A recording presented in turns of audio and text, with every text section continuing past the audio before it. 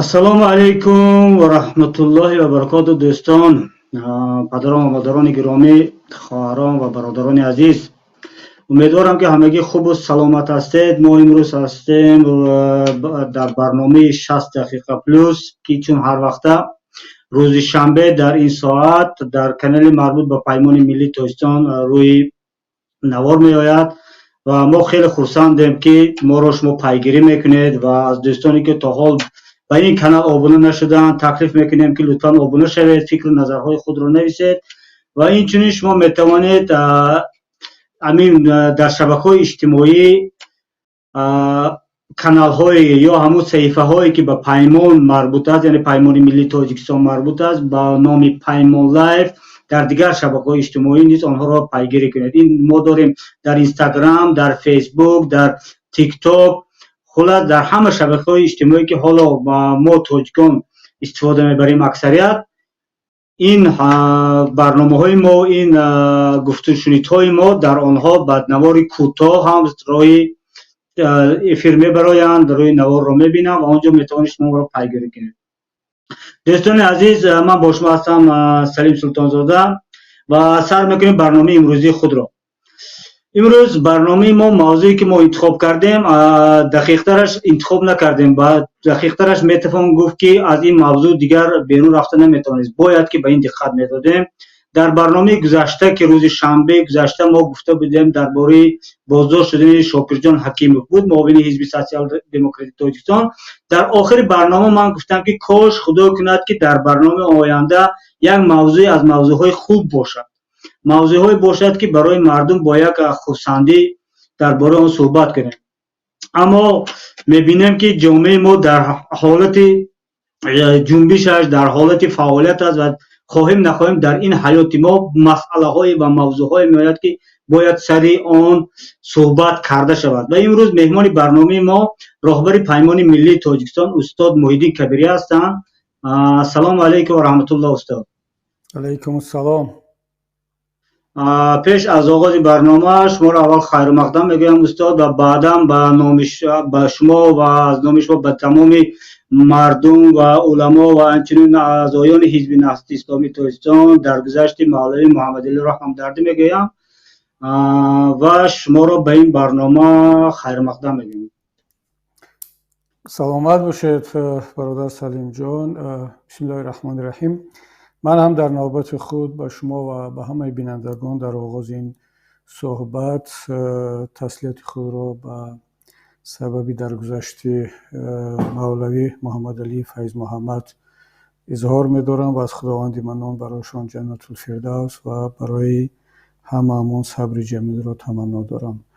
дуо мекунем ки Парвардигор шаҳодати эшонро қабул карда бошад ва бародарону хоҳарони мубориз роҳи ӯро идома бидиҳанд ва ин барномае ки имрӯз ҳастем иншоалло ки идомаи ҳамун роҳ ва дар ростои ҳамун роҳ хоҳад буд. бифармоед. ҳоло устоди гиромӣ, ино бинед ки мо худро умуман хеле аз афроди шахсиятҳое ки дар берун аз Тоҷикистон ҳастем ва дохили тоҷик, умуман мардуми тоҷик бо сиёсат бисёр сару кор дорем. дар ин имрӯзҳо ки як Тоҷикистон дар як ҳолати хеле як мушкил қарор дорад аз дигаҳои рӯҳӣ равонӣ, чунки зери як ҳукумати диктатурӣ мардум қарор дорад ва мо дар як моҳи охир шоҳиди он шудем ки дар шабакаҳои иҷтимоӣ баҳси ихтилофи мазҳабӣ рӯй дод. дар гузашта ҳам чунин ихтилофҳо, чунин баҳсҳо мешуданд, аммо имсол хеле тезу тунд шуд ва хоҳем нахоҳем ин баҳс ба рӯҳу равони мардум ва миллат таъсири худро гузошт. алалхусус хеле аз равшанфикрон ва хеле аз озодандешон дар ин марҳила назари паймони миллии Тоҷикистонро мехостанд фаҳманд ва баъзеҳо интиқодам карданд ки барои чӣ то имрӯз роҳбари паймони миллии Тоҷикистон вориди қазия намешавад, вориди баҳсҳо намешавад ё ин ки назарашро оид ба ин масъала изҳор намедорад. ҳамин хусус мо имрӯз тасмим гирифтем маҳз болои ҳамин масъала бо шумо суҳбат дошта бошем شما همچون یک راهبر پیمان ملی تاجیکستان لطفا با آن یک دو سوالی که شاید سه سوالی که من مهم در پیش خود آماده کردم پیش شما میگذارم و لطفا نظر شما رو میخواستیم فهمیم. این چنین است: خب به نظر شما پیدا شدن همین بحث که علاوه خصوص در این وقتی که در این بحث ها افراد از فعالان پیمان ملی تاجیکستان اشتراک کردن، این بحث ها خودش تحریزی شده بودند یا که اینها طبیعی بودند؟ اینها از کجا پیدا شدند؟ من نظر شما درباره پیدایش همین بحث چی است؟ همه اون انتقادایی که به عنوان ما وارد شد به همشون ما احترام قائل هستیم و اونها را قبول داریم، اما باید دوستان بدانند که پیمان ملی تاجیکستان یک تشکل سیاسی هست و تشکل مذهبی نیست و در پیمان ملی تاجیکستان افراد گوناگون، سازمان‌های گوناگون هستند از که هر کدام یک اعتقادات و برنامه ها و پلتفرم های سیاسی و افرادی هستند که برخی پایبندی به این یا مذهب، عقیده های گوناگون و حتی احتمال دارد که دین های گوناگون هم داشته باشند و وارد نشدن پیمان ملی تاجیکستان یا رهبریت پیمان ملی تاجیکستان به این بحثا یک امر طبیعی است، چون بحث سیاسی نیست که ما وارد شویم. اما چون برخی از افراد پیمان ملی تاجیکستان خواسته یا نخواسته وارد این بحثا شدند، به یک شکل پای پیمان ملی تاجیکستان هم کشیده شد و طبیعی است که مردم انتظاری دارند که موقع رهبریت پیمان ملی تاجیکستان در این موضوع چی هست. من امیدوارم که این بحث‌ها، این صحبت‌های ما که در روزهای برگزار می‌شود که این بحث‌ها خدا را شکر فرو نشست و طبیعی هم هست، چون یک بحث نمیتواند بیشتر از یک هفته و 2 هفته ادامه داشته باشد و ما هم در بعد از فرو کشیدن این بحث وارد این موضوع شده ایستادیم به خاطر آنکه بعضی نقطه‌ها گذاشته شود دیگر هیچ وقت وارد این بحث نشویم و با امید آنکه سال آینده هم این تکرار نخواهد شد، چون هر سال در ماه محرم در همین شب و روزها نه تنها در تاجیکستان، در جهان اسلام با خصوص در حوزه ما در کشورهای فارزبان که یک قسمی مردم سنی مذهب و قسمی دیگر شیعه مذهب هستند، همیشه در همین شب و روزها به طور طبیعی این بحث‌ها پیدا میشوند. در افغانستان هم ما همین سال هم شاهدی این بحث‌ها، این موضوع‌ها شدیم، چون حکومت افغانستان اجازه نداد که بعضی مراسم‌های مذهبی به طور آشکار در خیابان‌ها برگزار شود. این هم باعث بحث و کلاچه شد در شبکه‌های اجتماعی بین شهروندان تاجیکستان، بین اهل سنت، تسنن، پیروان مذهب حنفی و پیروان مذهب شیعه این بحث رخ داد. ما امیدواریم که این، البته من باور ندارم که در آینده تکرار نمیشوند، چون مادامی که این بحث ها بیشتر از 1000 سال ادامه دارن، با یک دعوت ما و مشورت ما که حتما این انجام نخواهد شد، قطع نخواهد شد. اما امیدواریم که از چارچوب بحث های علمی، فرهنگی و آداب بحث بیرون نرود، تبدیل به خدای نکرده نفرت پراکنی و به تشنج و برآورده کردن یا آشکار کردن کینه و قدرت‌های تاریخی نشود. اما به هر صورت این بحث‌ها بودن، هستند و احتمال دارد که در آینده هم باشند. من نظرم این است که کاش اعضایان و جانبداران پیمان ملی تاجیکستان وارد این بحث‌ها نمی‌شدند، به خصوص مسئولینش. اما چه کنیم که پیمان ملی تاجیکستان یک تشکلی هست که در آن افرادی خیلی هم مستقل، سازمان‌های مستقل اعضا هستند و هر کدام موقع خود را دارد، دیدگاه‌های خود را دارد و ما هم در پیمان ملی تاجیکستان یک سازمان دیکتاتوری نیست که دیگر اعضا و پیروانش و سازمان‌هایی که عضویان هستند حتما حرفی رهبریت را، یعنی نقطه نظر یک شخص را بگذار، اگر رئیس اون هم باشد، رهبری اون هم باشد، یعنی 100% پیروی کنن و بشنون، چون ما بارها دیدیم که یعنی در این گونه حالات ها بعضی ها، حالا من نمیدونم این خوب است یا بد است، مثبت است یا منفی، بعضی ها به طور آشکار میگن که نظر شخصی من، اعتقاد شخصی من بالاتر از همه گونه موقع پیمان و سازمان های دیگری سیاسی است. و بازم میگم که نمیدونم این رو با تاسف بگیم یا همچنین یک پدیده مثبت، ولی این یک واقعیت است و بعضی از افراد هم متاسفانه ظرفیت عضو یک سازمان بودن رو کمتر دارن. یعنی وقتی یک آدم عضو یک سازمان شد باید ظرفیتی را هم داشته باشد که یعنی مسئولیت شناس باشد و بداند که هر چیزی که او میگوید خواهد نخواهد به پای این سازمان چسبانده میشد. همونطوری که شما دیدید مثلا هرچند هیچ جگاه همون نفرانی هم که بحث کردن هیچ کدام از اونها نگفت که من به نمایندگی از پیمان ملی تاجیکستان یا نهضت این بحثا را کرده ایستادم، میگه نظر شخصی من همین است. اما در جامعه کم نیستن کسانی که باز هم با وجود این همه پافشاری و بیانیه های صریح که این نظری شخصی هست باز میگن که چرا پیمان خاموش است، چرا رهبریت وارد نمیشود، چرا پیشروی اینها گرفته نمیشود. حتی بعضی‌ها منتظرن که این حالات ها پیدا شود و این رو همچنین یک فرصت نوبتی برای هجوم علیه پیمان و نهضت و رهبریت آن استفاده برند. همین است در مجموع نظری ما. اما سوال اخیر این که آیا این طبیعی بود یا طراحی شده، من فکر میکنم این طبیعی بود، طبیعی هست و هیچ کس عمدن این بحث را با وجود نآورده است. اما در رفت بحث بعد عمدن پای نهضت یا پای پیمان ملی تاجیکستان افراد آن کشانده می شود. اما خود پیدایش بحث یک بحث طبیعی هست که بیشتر از 1000 سال است که در جریان هست.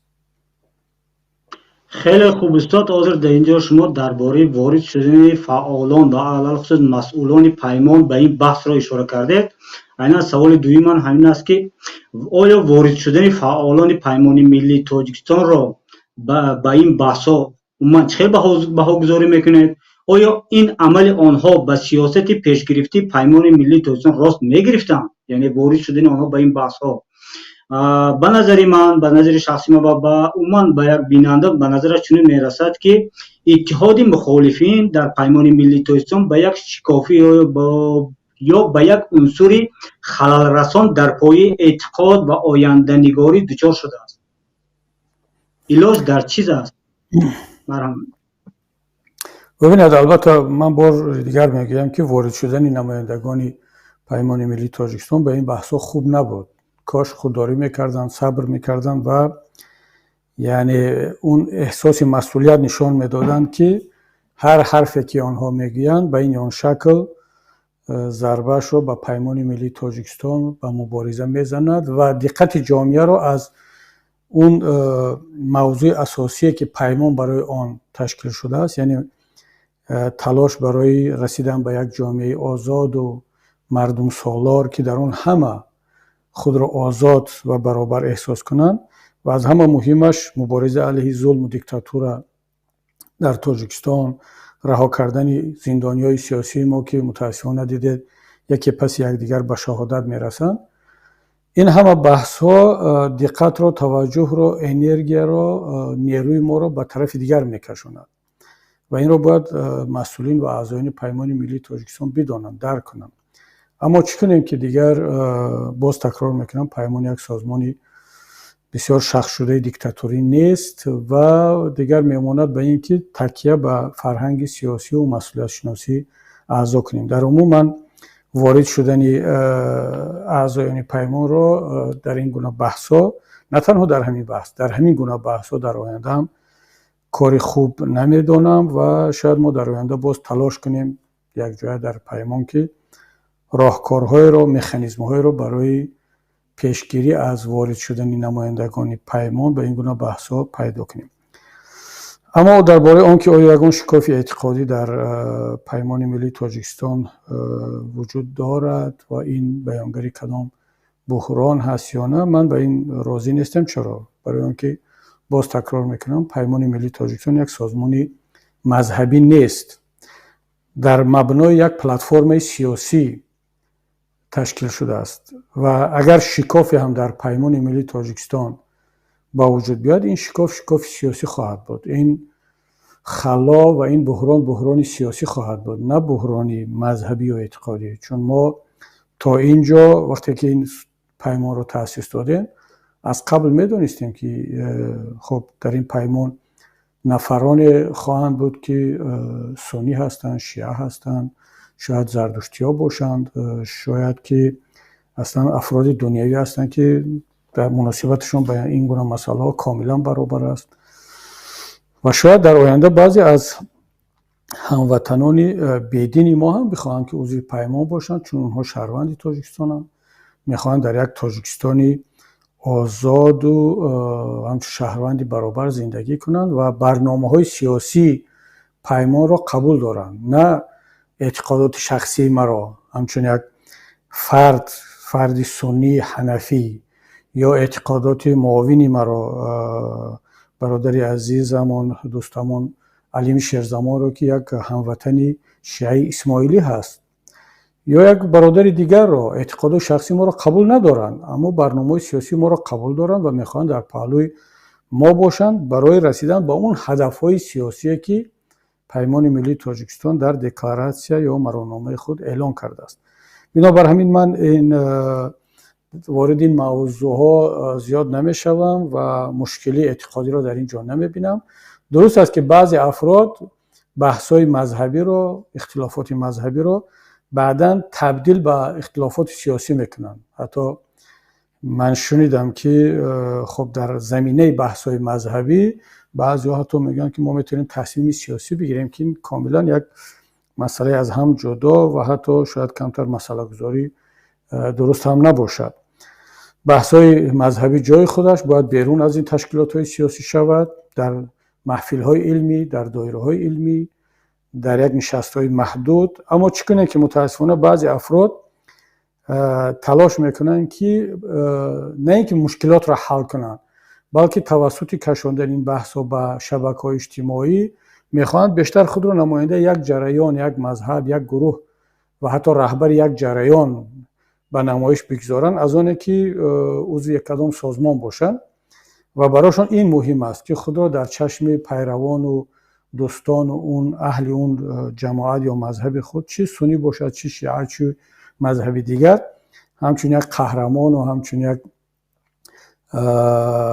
کسی که از ارزش ها پشتیبانی میکند نشان بدهد و بعدا میبینید که بعد یک مدت باز اونها راه حل را پیدا میکنند، با هم دوست میشوند، با هم باز التفات میکنند، پیام های خوب میفرستند، چون میدونن که این راه به بحران میبرد خودشون رو پیش از همه، اما اون تأثیر رو در جامعه میگذارد. دیگر پیروان آنها مردم عوام باز تا ماه محرم سال آینده در این فضا قرار خواهند گرفت و من این را یک نوع بازی با افکار عموم میدونم که متاسفانه خیلی از شخصیت ها، خیلی از اندیشمندان، صاحب قلمان، صاحب رسانه ها، حتی صاحب مکتب و صاحب مذهب هم متاسفانه به این داده می شوند و براشان اون فکر پیروان و دوستداران و اتباع مهمتر از منافع ملی، مهمتر از منافع امت اسلام و مهمتر از اون هدفهایی که داریم و دارند از آنها مهمتر می شود. متاسفانه من علاج را در همین می بینم که با این برادران صحبت های جدی‌تر کرده شود در آینده و باید توصیه کنیم که اونها بالاخره باید مشخص کنند که برایشان کدام اولویت است. همون که او را همچون رهبر یک جریان، یک نمیدونم نماینده کدام گروه بشناسند، سخنگوی کدام گروه بشناسند، یا براش اولویت این است که در چارچوب یک سازمان سیاسی برای اهداف کلانتر برای ملت و دولت رسیدن به یک جامعه باز که در اون همه ما زندگی کرده بتوانیم، اون براش اولویت دارد. اگر کسی بگید که برای من اولویت اون نظر جماعت خودم هست، اون اعتقادات شخصی خودم هست، باید بداند که معمولا این گونه افراد در چارچوب یک تشکل سیاسی نمی‌گنجند و اگر خود را بگنجانند هم به شکل دیر یا زود به یک بحران هم خود را و هم دیگر را وارد میکنند و بنابراین باید این گونه صحبت‌های داخلی باید ادامه پیدا کند و ما دیده ایستادیم که این برادران هم باید بدانند، در جامعه دیده ایستادن که اون به اصطلاح ثواب را و اون حالا مکافات ها و لایک ها و قرصگزانی های جانبدارانشان را چه از این طرف و چه از اون طرف اونها میگیرن، اما مشت و سنگ و کلتک و نیزه را رهبریت و پیمان و نهضت و تشکیلات ها و اون هدف های والا و منفعت های ملی میخورد که ما باید به این دوستان بسیار واضح و روشن بفهمونیم که خب همه چیز مرز دارد. اگر شما منافع ملی، منافع کشور، منافع مبارزه، منافع زندانی ها را قربانی منفعت های شخصی و نقطه نظری اون جماعت محدود خودتان کردنی هستید، پس بدانید که شما تشکیلات های مثل پیمان ملی تاجیکستان یا نهضت رو اشتباه انتخاب کرده. من نظرم در این موضوع همین است. خیلی خوب استاد، در اینجا درباره سنگ و نیزه گفتید. من بیرون از موضوع یک چیز را به خاطرم به ذهنم آمد. در همین فرانسه در یک میز مدور اشتراک کردم، همچون یک این به مناسبت روز پناهندگان بود و خود را همچون نماینده پیمان ملی تاجیکستان، همچون نفری که با سیاست سر و کار دارد معرفی کردم و اونجا سوال شد که شما آیا حرکت شما عموما ائتلاف شما با دین و با مذهب چه خیلی نگاه دارد؟ و اونجا من پاسخ دادم که راهبر ما سنی مذهب است و معاون شیعه مذهب است که خیلی خود همین فرانسوی ها حیران شدن، گفتن این خیلی است که ما از نگاه ما غربی ها همین دو مذهب با یکدیگرش رقابت دارد در همه جا، اما در شما آمدین یک جا یکی راهبر یکی معاون، یکی رئیس یکی معاون شدن. ما گفتم در خود تاجیکستان ما هم که مثال همین نماینده هر دو مذهب است، اگرچه سنی مذهب اکثریت باشند اما هزار ساله ها است که ما یک جای زندگی داریم، یگان اختلاف یا مشکلی بین خود نداریم که بعد از آن آنها خیلی گفتن که ما باید این تجربه همزیستی و تجربه که در یک ائتلاف سیاسی با هم حرکت کردن را آموزیم و در این کار ما باید که کمی برای ما دانش یعنی معلومات درکار است و ما آمادگی همکاری کردم و خدا خواهد روزهای بعدی شاید که این ملاقات ها برگزار شود. این همتون یک مثال بود که میخواستم در این مسئله یادآور شوم و در آخر گفتم که براو، فرانسوی ها یعنی همچون براو میگویند به معنی که بهترین برای کار شما، برای راهبریت شما، برای مردم شما براو که توانستید همزیستی دو مذهب را به راه مانید، نه تنها در حیات بلکه در فعالیت سیاسی هم. همین بود. سلام جان، پیش از آن که به سوال بگذاریم من همینجا یک نکته رو میخوام بگم. البته ما و شما فقط برای براو فرانسوی ها و آلمانی ها باید کار نکنیم. آنها میتونن امروز براو بگن، فردا باز چیزی دیگر. ما باید برای ملت و کشورمون کار کنیم و اولش که ملت از ما راضی باشد، مردممون راضی باشد، بعد پروردگارمون و ایمان و وجدان خودمون از ما راضی باشد که ما یعنی کار کرده ایستادیم که بالاخره در یک فضای آرام و آسایشته همه شهروندان تاجیکستان بتوانند همزیستی داشته باشند و همین پیمان ملی تاجیکستان هم یک نمونه از تاجیکستان آینده باید باشد و ما چگونه تاجیکستان آینده رو تصور میکنیم و ساختن میخواهیم باید پیمان نمونه باشد. امروز مردم ببینند که خب مادامی که اینا در پیمان همین گونه همزیستی و همکاری دارند، پس در تاجیکستان آینده هم میتوانند. شما اگر اهمیت داده باشید اکثریت قاطع پیمان ملی تاجیکستان اعضاهای ما، طرفداران ما و همین چارچوب پایبند هستند و رعایت میکنند. احترامی طرفین، شما حتی ببینید در همین بحث‌های مذهبی هم یعنی یک اقلیت بسیار کم وارد شد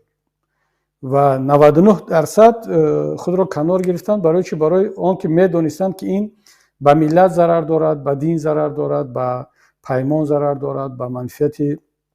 زندانی ها ضرر دارد. اون یک اقلیت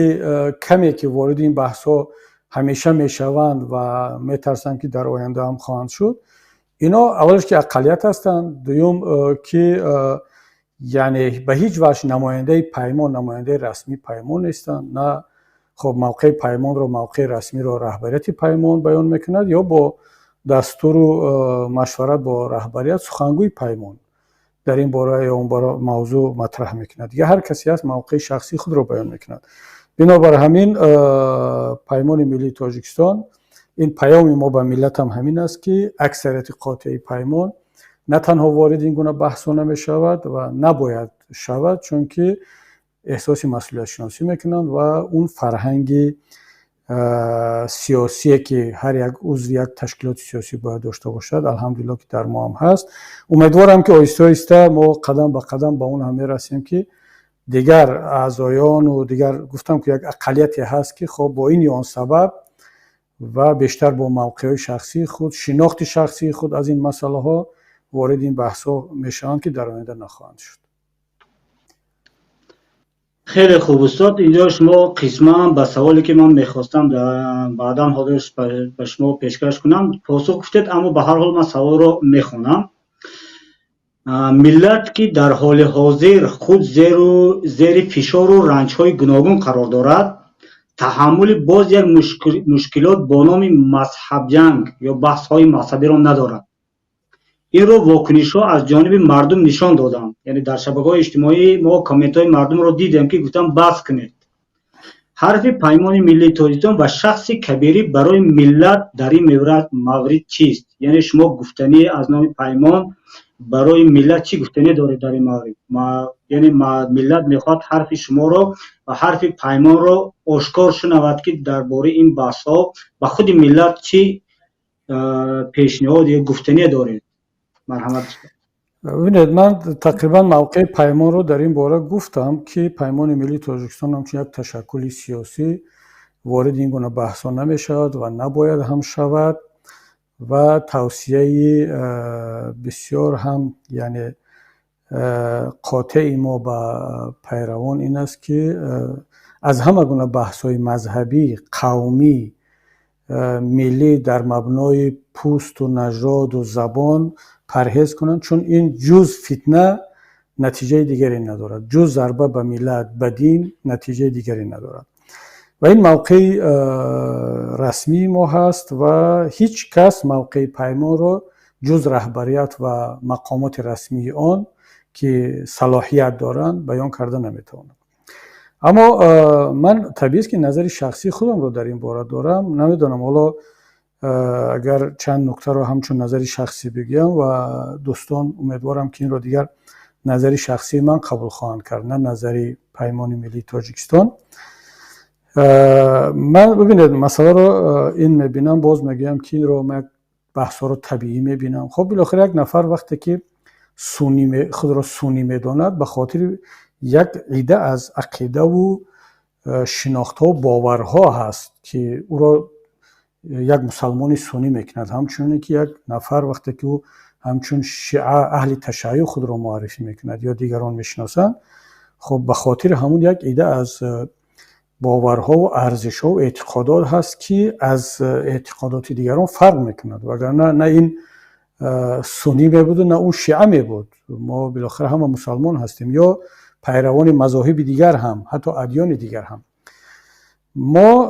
اما یک نکته هست، این دیگر به مذهب و به شیعه و سنی ربط ندارد. این بیشتر به موضوع اقلیت و اکثریت هست. من حالا از نگاه جامعه شناسی میگم و این باز تکرار میکنم نظر شخصی هم هست. ما اگر بسیار خوب میبود که ما هموطنان اهل سنت و جماعت، چی پیروی مذهبی حنفی باشیم چی حالا دیگر مذاهب دیگر هم خیلی ها هستن که خود را فرامذهب اعلان کردن. این دیگه حق کامل هر انسان هست و ما باید بدونیم که ما در تاجیکستان اکثریت هستیم و پیروان دیگر مذاهب اسلامی اونا اقلیت هستند. همچنین که در جهان اسلام هم پیروان مذهب تشیع اقلیت هستند. خود اقلیت بودن، چه اقلیت دینی، چه نژادی، چه زبانی و حتی چه سیاسی، یک عاقبت‌هایی دارد، یک تأثیرهایی در رفتار، در گفتار، در طرز شناخت مسائل دارد و اکثریت بودن هم همین است. و چی رسد با اون که این اقلیت و اکثریت یک تاریخی 1000 ساله داشته باشد، چون وقتی شما اکثریت هستید طول 1000 سال، این به رفتار و گفتار شما تاثیر میرساند و اگر شما اقلیت باشید این هم تاثیر میرساند. و خب همین طور هست، این واقعیت است که اهل تشیع در جهان اسلام اقلیت هستند، در تاجیکستان ما هم اقلیت هستند، مگر اینکه در بعضی از جامعه هایی که اونها اکثریت را تشکیل میکنن یا یک اکثریت خیلی هم کم، مثلا در عراق، در ایران، حالا من نمیدونم آمارهای گوناگون هست، ولی طبیعتا مسئله این است که یعنی مذهبی، یعنی اکثریت در عراق، در ایران و شاید در بعضی از کشورهای دیگر، در منطقه مثلا لبنان، در بعضی از منطقه لبنان، نه در همش، مذهب اهل تشیع اکثریت هست. اما در کل جهان اسلام کدام کشور رو نگیرید، اهل تسنن یا اهل سنت اکثریت رو تشکیل میکند و این بالای شناخت و رفتار و گفتار مردم تأثیر میرساند. و متاسفانه طول تاریخ این بود است که اقلیت ها در تمام دنیا، مگر اینکه در همین 100 سال اخیر که در جهان یک تغییرات شد که اقلیت های نژادی و زبانی و مذهبی امکانیت برابر پیدا کردند و دیگر خود را با اکثریت برابر میدانند و حق صحبت کردن و از خود دفاع کردن و از خود حمایت کردن را هم پیدا کردند. اما طول بیشتر از 1000 ساله ها، چه در عالم مسیحیت، چه اسلام، چه مذاهب دیگر، هندو و غیره، این اقلیت های نژادی و زبانی و مذهبی خیلی در یک وضع دشوار قرار داشتند و این باعث پیدا شدن کینه و کدورت و نفرت و یک حسی همیشه در حق طلبی و عدالت خواهی و مبارزه و تلاش برای زنده ماندن و نجات دادن خود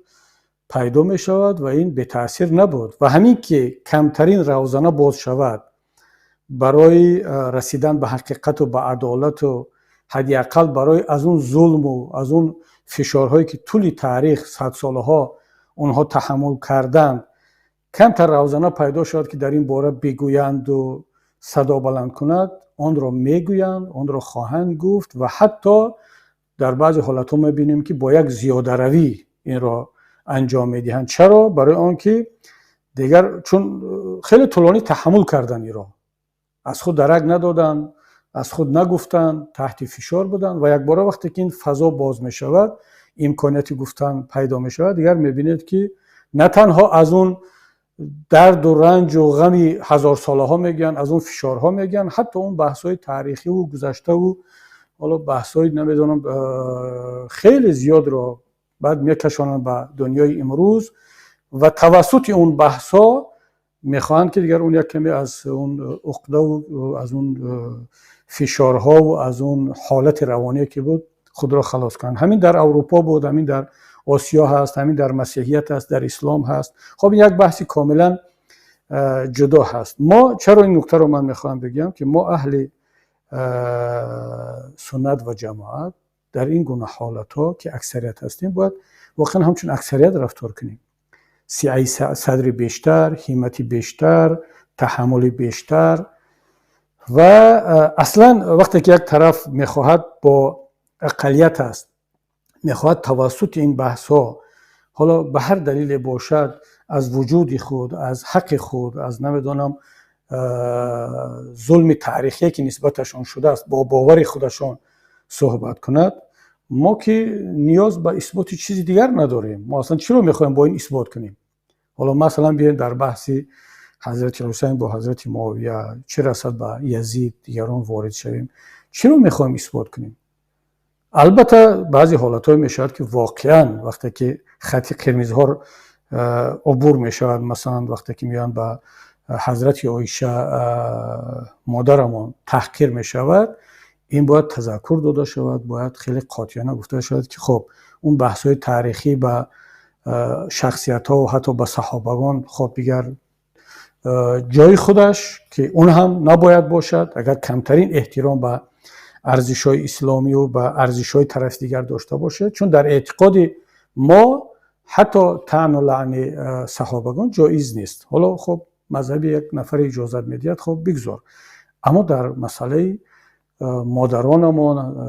همسران پیامبری گرامی که ما اتفاق نظر داریم و باید داشته باشیم، چون این دیگر حرف مذهب نیست، این حرف قرآن است. خب در اینجا باید تذکر داده شود، در اینجا باید قاطعانه گفته شود، اما بدون رفتن به این بحث‌ها و به این تحقیرها و توهین‌ها که دیگر شاید بعضی‌ها میخواهند این گونه بحث‌ها باشد و باز تحقیر و توهین بیشتر علیه مادرمان یا علیه دیگر مقدسات کرده باشند. من نظرم این است، من بیشتر اینجا صحبتم نظر شخصیم به برادران خودمون هست، به اهل سنت و جماعت است که در همچون یک اکثریت، چه در امت اسلامی و چه در جامعه مثل تاجیکستان که ما اکثریت هستیم، با یک سعی صدر بیشتر، با همت بیشتر، با تحمل و تدبر بیشتر رفتار کنیم و آهسته آهسته به برادران هموطن و همدین و هم ملت خودمون شهر بدیم، بفهمونیم که خب دیگر حالا بعض مسائل های مذهبی و تاریخی و اون عقده های گذشته جای خودش، اما مادامی که ما در یک جامعه معاصر میخواهیم در آینده با هم زندگی کنیم، به همون مقداری که رسیدن به اعتقادات و باورهای مذهبی ایشان جایز نیست از طرف اکثریت، به همون مقدار ایشان هم باید این مسئولیت رو داشته باشن، این تحمل رو داشته باشن و این یعنی نگذاشتن مرزهای دیگران رو هم در خود جایز ندانند. و من نظر شخصی هم در این مسئله همین است. البته باید بگم که وارد شدن به همین گونه بحث‌ها، حتی من مطمئنم که همین بحث امروزه من، همین صحبتی که همین قطعه‌ای که الان کردم، به خیلی ها معقول نخواهد شد، خیلی ها باز هجوم خواهند کرد، خیلی ها باز این را مردود خواهند دانست، خیلی ها این را هم یک گونه به موقعی، به ارزگی، به نمیدونم حالا به هر شکل نام خواهند گذاشت. اما بالاخره باید این حرفا گفته شود. ما اگر واقعا یک کمی با مسئولیت بیشتر صحبت میکنیم، باید که بالاخره این حرفا را بگیم. مطمئن باشید خیلی از صحبتایی که این برادران میکنن به من هم معقول نیست، به من هم خوش نمیاد و بارها میگم کاش نمیکردن، کاش نمیگفتن. یعنی بعضا میبینم که به من هم بر میخورد، اما من میگم حالا من آیا وارد این بحث شوم یا نشوم. خب اگر یک نفری که دایره مسئولیتش همین مقدار هست و او خودش رو مسئول میداند که بیاد واکنش کند، خب بگذار بکند. اما من و شمایی که دایره مسئولیت ما رو فراتر گرفته ایم، در باره ملت و تشکیل یک دولت، یک حکومت، یک جامعه، ساختن یک جامعه جدید صحبت میکنیم، باید که دیگر رفتارمون از اون دیگر گروه ها فرق کند و حتی تحمل این رو هم داشته باشیم که بعد این صحبت علیه من باز هجوم خواهد شد. یعنی من باید این آمادگی رو داشته باشم، باید این تحمل رو داشته باشم و باید بدانم که علیه من هجوم خواهد شد، اما باید این حرفا رو بگویم. چون اگر نگویم هم نزد پروردگار خود رو مسئول میدونم، هم نزد ملت، هم نزد ایمان و وجدان خودم و هم نزد اون مسئولیت هایی که دارم و ما داریم یک جایه خود رو مسئول میدونم. که منم در فکر فقط حفظی خودم بودم که مبادا از چپ و راست به من هجوم نکنن، در فکر اون بودم که یک کس نگوید که کبیری خب چرا این حرفا رو میگوید. نه، من آماده هستم که این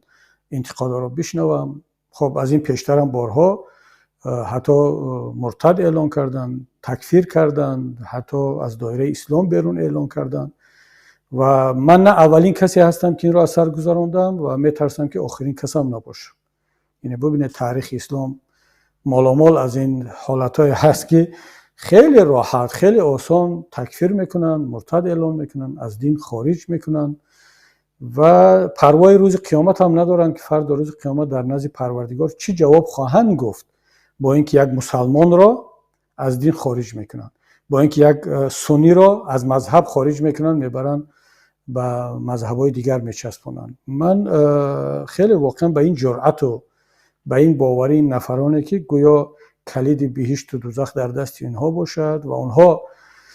معین کننده آن هستند که کی سنی هست و کی سنی نیست، کی مسلمان است و کی کافر هست. من واقعا تعجب میکنم از این جرأت اینها، اما این جرأت نیست، این یک بی‌مسئولیتی هست که حتی اینها میترسن که خود را در اون مرز یعنی بین یک بنده و خدا قرار دادن که دیگر خود را بالاتر از قاضی و از محکمه و دادگاه میبینن. خب دیگر یک کمی بحثمون در این موضوع طولانی تر شد چون نظری شخصی رو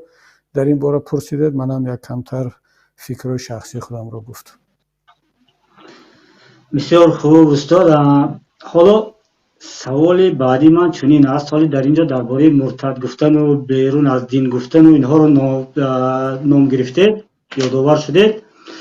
چون که من خبر دارم یکی از سبب‌هایی که شما رو مثال همین بیرون از اسلام و خلاص همین حرفا رو گفتن، این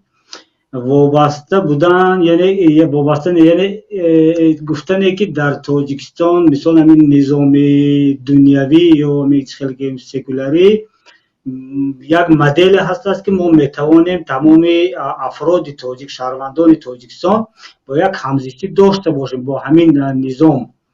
حالا اگر خطا کنم عذر میپرسم. سوال منم عیناً برای همین است که در مورد نظام دنیوی است. البته در گذشته نیز شما نظر پیمان ملی تاجیکستان و حزب نهضت اسلامی تاجیکستان را در این مورد بیان کرده بودید. حالا لطفاً برای ملت و علل خصوص برای مخالفین که در اطراف پیمان ملی تاجیکستان جمع آمدن این مسئله را یعنی نظام دنیوی از نگاه پیمان ملی تاجیکستان را بار دیگر شرح میدادید. مرحمت استاد. ببینید سلیم جان، شاید من در یگان صحبت بعدی دیگر در این موضوع صحبت کنم، چون این بحث دموکراسی و دنیویت و سکولار و جامعه مردم سالار اینها یک بحثای خیلی هم پیچیده و دامنه‌دار هست که با یک سوال و جوابی کوتاه نمیشد این را خوب مطرح کرد، شرح داد. چون من خیلی پیگیری میکنم بحث‌های علمای اسلامی را، بحث‌های علمای غربی را، سیاست شناسان، اندیشمندان را و میبینم که شناخت از این مفهوم‌ها خیلی فرق میکند از یکدیگر. بعضی‌هاشون خیلی منطقی هستند اما بعضی دیگرشون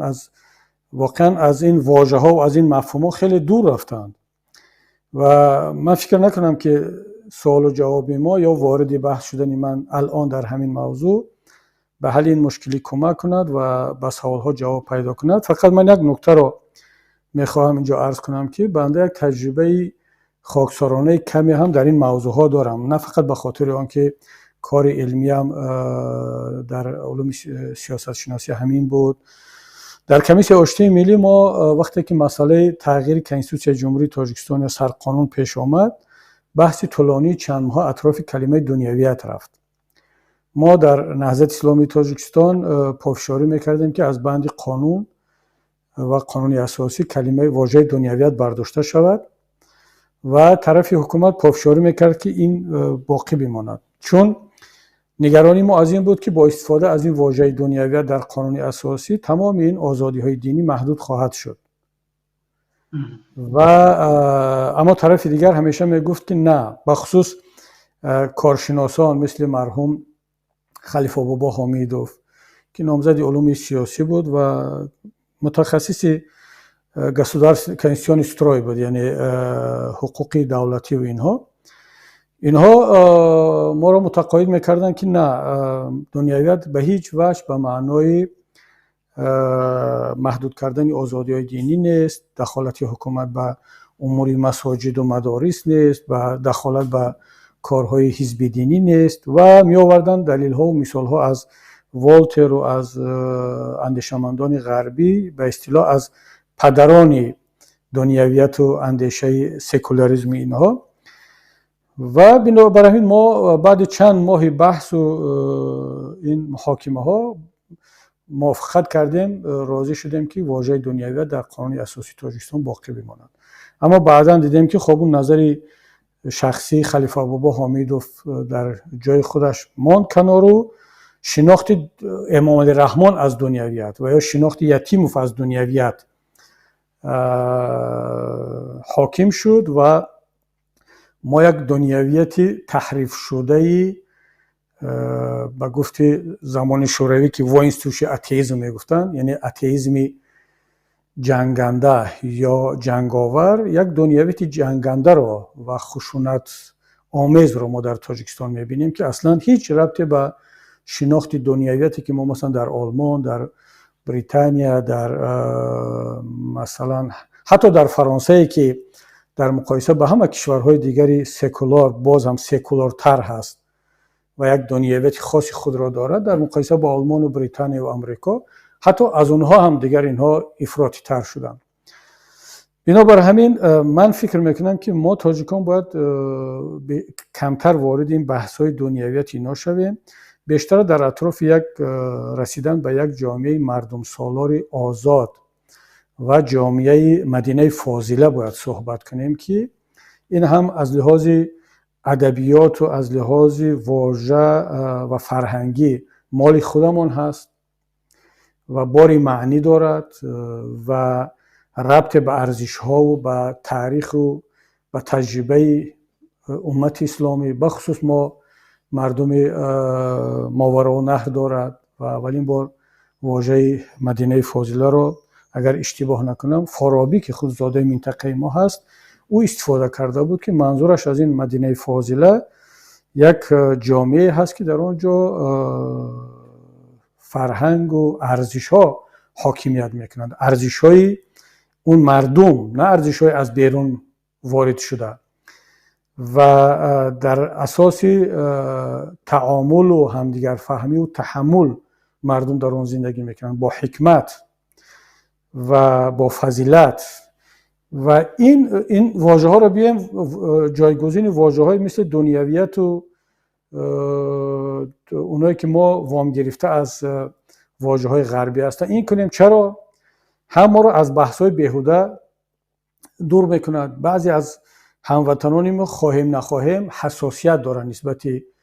این واژه ها، چه رسد به دنیویت حتی با واژه دموکراسی هم حساسیت دارن. مادامی که چون حساسیت هست چرا ما این واژه ها را استفاده کنیم؟ بیایم دنبال واژه های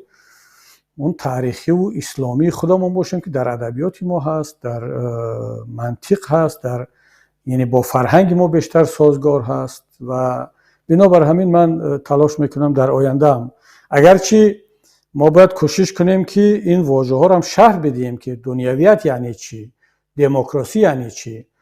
اما نباید ما تبدیل به یک سرباز دنیویت و دموکراسی باشیم در جایی که یعنی ما این مشکلی رو داریم، مشکلی سوء تفاهم داریم، مشکلی حساسیت داریم. برعکس من توصیه‌ام این است که بیشتر برویم سراغ واژه ها، سراغ کلمه ها و ارزش هایی که برای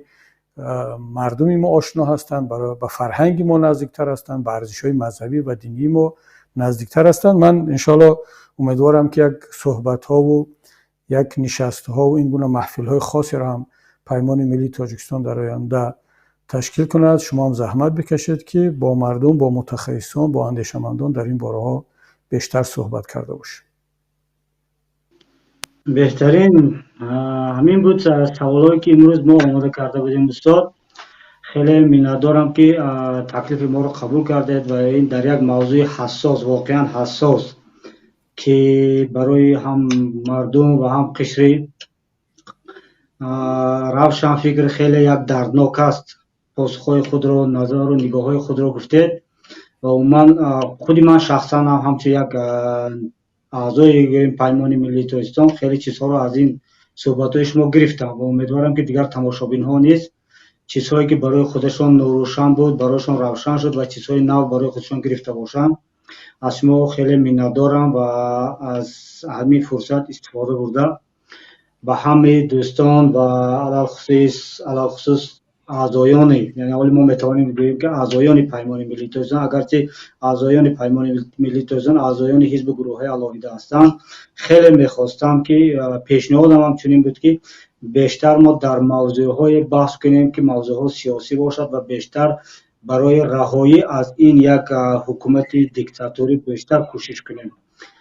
خیلی می‌ندارم استاد عزیز. سلامت باشید سلیم جان و با شما و با بینندگان شما با مردم عزیز تشکر میگم که برنامه رو پیگیری میکنم و دعوت میکنم که از برنامه شما پشتیبانی کنن، وارد این گونه بحثا شوند، مسائل رو مطرح کنن و اصلا نباید ما نگران آن باشیم که کسی انتقاد میکند، کسی مینویسد با فکر ما راضی نیست، بلکه امکانیت ها را بیشتر فراختر بگیریم و در چارچوب یک بحث‌های فرهنگی، بحث‌های علمی این مسئله رو مطرح کنیم. من حتما باور دارم که دیر یا زود به یک فرهنگ تحملگرایی، به یک فرهنگ واقعی همزیستی در تاجیکستان خواهیم رسید و یکایک شما رو به پروردگار عظیم الشأن میسپارم تا صحبت‌های بعدی. خدا نگهبانتون استاد. خدا نگهبان. همین بود دوستان عزیز، اون موضوع، اون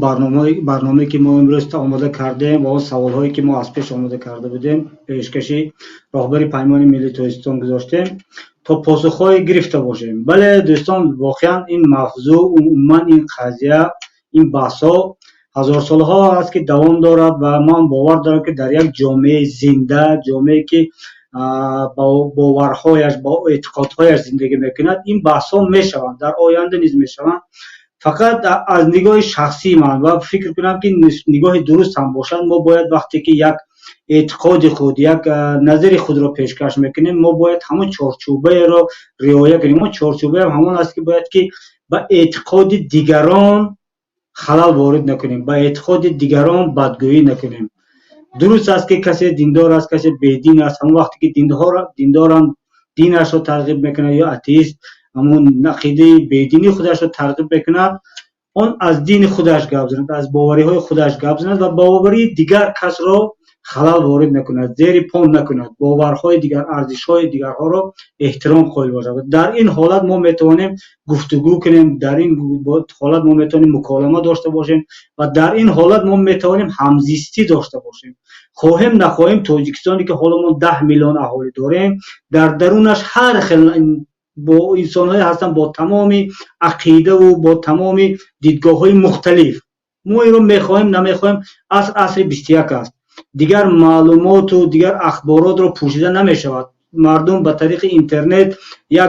معلومات رو میگیرن، فرضاً بودایی میشوند، فرضاً هندی میشوند یا یک نصرانی میشوند، یک نصرانی مسلمان میشود، این رو دیگر پیشش رو گرفته نمی‌شود. این زمان همین خیلی است. تنها نظر من همین است که راه نجات همان است که ما باید یعنی با ارزش‌های دیگران احترام قائل باشیم و تحمل پذیری را پیش خود پیشه کنیم و نگذاریم برای خود جرأت نتیم، برای خود رخصت نتیم که ارزش‌های یک نفر دیگر را تأخیر کرده باشیم. باقی سلامت و سربلند باشید. خداوند نگهبانتان باشد دوستان عزیز. تا برنامه آینده در پناه خدا. امروز ملت، این کشور مال همه همین ملت است. ملت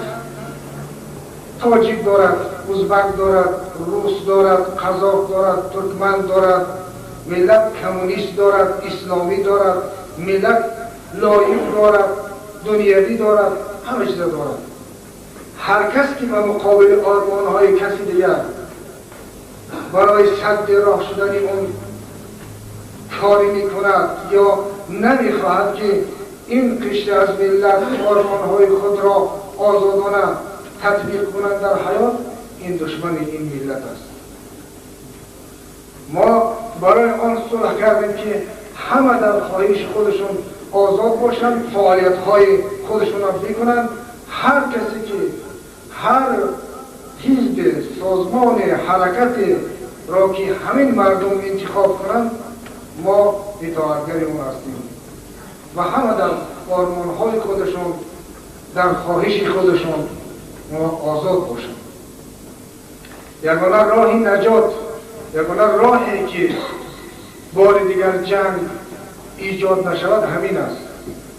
وگرنه مردم ما و چنین احزاب، حرکات، گروه ها، منطقه ها و این چیزها جدا شده اند. دیگر از این راهی گریز نیست. آن کس میتواند که این ملت را به هم جمع کند و وحدت ملی به دست بیارد و آن کس میتواند که این کشور را از این عقب ماندگی و از این مشکلات نجات بدهد که راه را برای آرمان همه ملت باز کند. هر کس که صدی راه میشد فکر میکنم و باوری هم دارم که شکست